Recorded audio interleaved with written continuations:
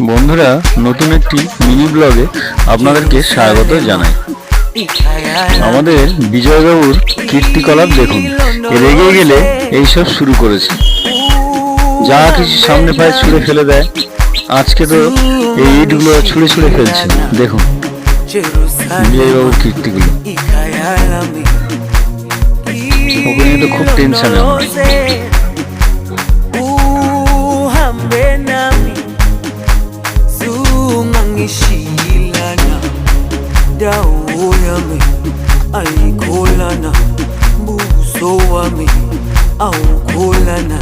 বন্ধুরা, এইরকম নিত্য নতুন ভিডিওর আপডেট পেতে আমাকে